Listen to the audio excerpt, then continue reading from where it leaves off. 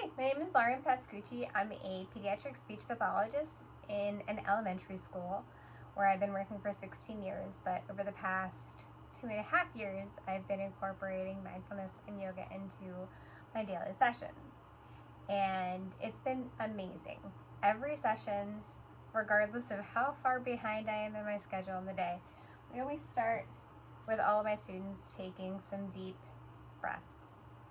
And we then move into our energy level check-in, and we see if we're regulated.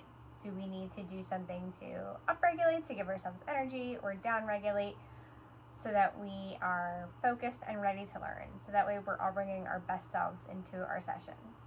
For articulation, I find that doing poses, we pick one quick pose, and that really helps. So that way students are really paying attention to their large muscle groups and tension, positioning, and if they cannot do a, let's say, correct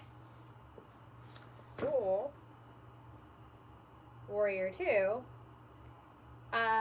then they're not going to be able to be paying attention to the tiny muscles in their tongue and jaw in order to make their speech sounds correctly. For language students, it's perfect for following directions, sequencing events, practicing past tense verbs. I will put my foot forward. I did put my foot forward. Turning phrases into questions, vice versa.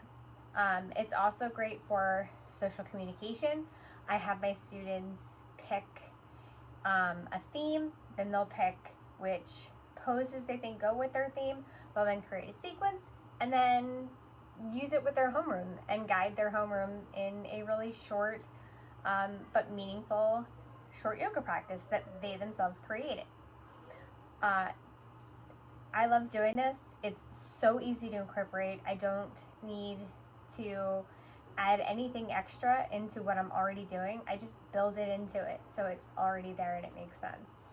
I hope that helps. And yoga stories for kids, they're the ones that have given me all of the resources I need, whether it's doing chair poses, chair poses because we're in a different room, we're not in my room where I have more space to spread out, or we're doing just breathing exercises for kids.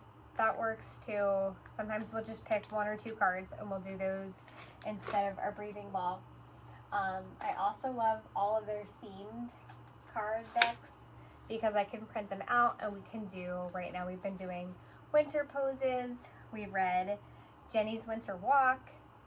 There are so many language opportunities, articulation opportunities, social skills. How do you think Jenny and her mom were feeling as they were looking out there at the fish and look at the waterfall? And how are they feeling? Have you seen anything that makes you feel that same way? You can incorporate any speech and language skill into this, and I have found that being able to give my students the opportunity to move and really connect with their body and the language that we're using, it's created more meaningful sessions for them. And I also find that they're less antsy. They don't resist coming. They love to come. They're asking what theme is coming up next. And it's always exciting to get my next Yoga Kids monthly newsletter to find out what the new theme is going to be. Or maybe I reach back and find an old theme that connects with a book that we're reading right now.